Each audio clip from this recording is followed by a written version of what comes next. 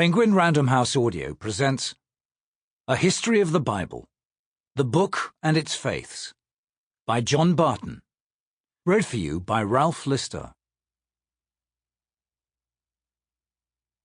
Introduction.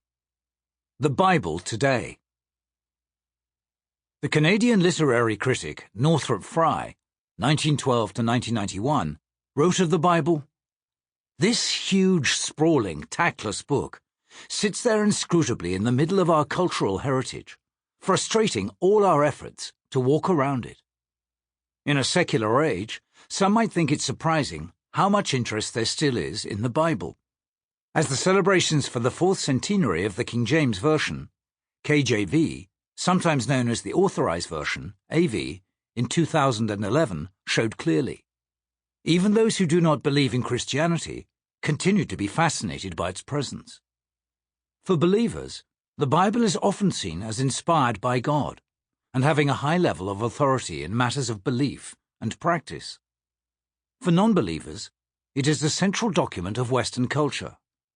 It continues to interest many readers as a collection of major literary works. The history of these works, and of how they have been disseminated and interpreted, is a central part of the history of Western literature. This audiobook tells the story of the Bible from its remote beginnings in folklore and myth to its reception and interpretation in the present day. It describes the Bible's genesis, transmission, and dissemination, and shows how it has been read and used from antiquity to the present, both in its original languages and in translation. Among other things, this will, I hope, dispel the image of the Bible as a sacred monolith between two black leather covers, recapture the sense of it as the product of a long and intriguing process, and illustrate the extraordinary variety of ways in which it has been read over the centuries. Centrally, it also illustrates the difficulty in moving from the Bible to religious faith. Neither of the two religions, Judaism and Christianity, that claim biblical books as their foundation, can be read off from the Bible. Indeed, the Bible contains many elements that are problematic for Jewish and Christian belief.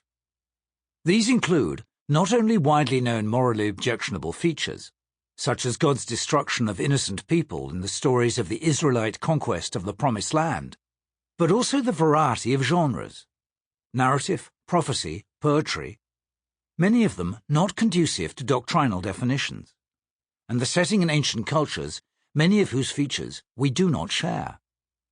At the same time, I aim to show that the Bible is an important source of religious insight, provided it is read in its original context and against the conditions prevailing when it was written. The history will necessarily include a great deal of prehistory, as I explain how biblical books were composed, since few, if any, are the result of simple composition by one author. Most are highly composite, and some even depend on others, so that there is a process of reception of older books going on in younger ones. The Bible is thus, in itself, already the record of a dialogue among authors and transmitters of tradition, and contains commentary in many of its books on many others. On the grandest scale, the New Testament frequently comments on the Old, nearly all of which was already regarded as Holy Scripture. I will explain the meanings of that deceptively familiar term in the world into which the New Testament came. The extent to which the Old Testament remains authoritative for Christians, and if it does, how then it is to be read alongside the new ideas introduced by Jesus, Paul, and others, is one of the main issues in Christian theology, and always has been. The New Testament speaks of the Old Testament as inspired by God, literally God-breathed, in 2 Timothy chapter 3, verse 16. And Christians have extended that idea to the books of the New Testament too.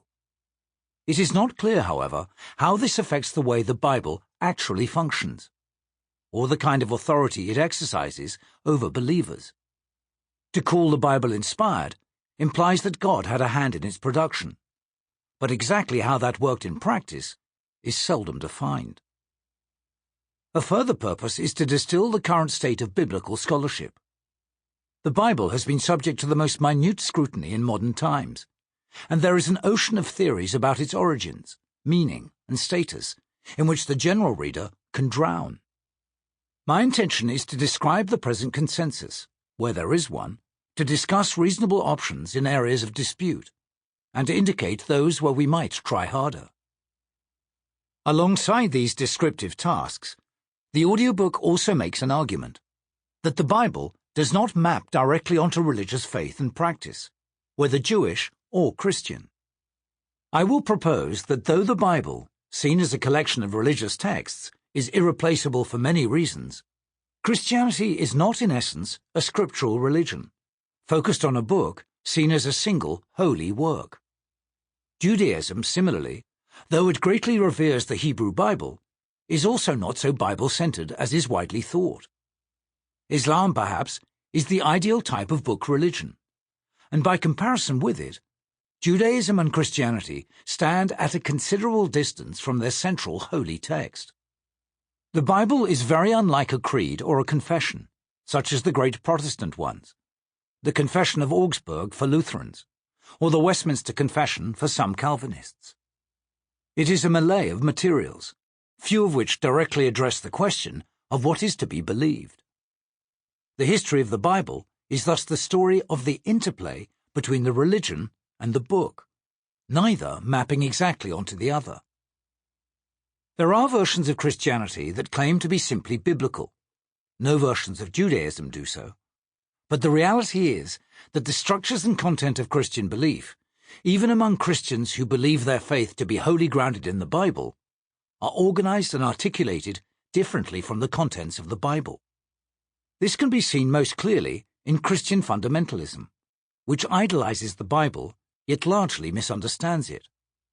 Fundamentalists venerate a Bible that does not really exist, a perfect text that perfectly reflects what they believe. The description of the Bible, warts and all, which follows, will necessarily make disconcerting listening for those who idealize it, but I will also show that it is not, and cannot be, the whole foundation of either Judaism or Christianity. I will thus also make the case for the kind of critical study that modern biblical scholars practice, which addresses the Bible without an assumption that whatever it says is to be regarded as authoritatively true. In truth, there are no versions of either Christianity or Judaism that correspond point for point to the contents of the Bible, which is often not what it has been made into and read as. In Christianity, for example, there are absolutely central doctrines, such as that of the Trinity, that are almost entirely absent from the New Testament. Conversely, there are central ideas in the New Testament, such as St. Paul's theory of salvation by grace through faith, that at least until the Reformation were never part of official orthodoxy at all, and even now are not in the creeds. Similarly, the elaboration of religious custom and tradition in Orthodox Judaism goes far beyond anything the Hebrew Bible itself implies. For example, the prohibition of eating meat and dairy at the same meal, with all its implications for the design of kitchens to avoid the two ever coming into accidental contact, is linked to Exodus chapter 23, verse 19. You shall not boil a kid in its mother's milk, but exceeds anything that text in itself requires, as is generally acknowledged in Judaism. Quotations from the Bible are from the New Revised Standard Version, NRSV, anglicized unless otherwise indicated. This has become the standard for academic quotation. Other versions are discussed in chapter 18. The Bible is centrally important to both Judaism and Christianity, but not as a holy text out of which entire religious systems can somehow be read. Its contents illuminate the origins of Christianity and Judaism, and provide spiritual classics on which both faiths can draw. But they do not constrain subsequent generations in the way that a written constitution would. They are simply not that kind of thing. They are a repository of writings, both shaping and shaped by the two religions at various stages in their development, to which later generations of believers are committed to responding in positive, but also critical ways. To attribute religious authority to such a document stretches the word authority to its limits, and can only be sustained by devising special ways of interpreting this book that differ from those in which others are interpreted. Sample complete. Ready to continue?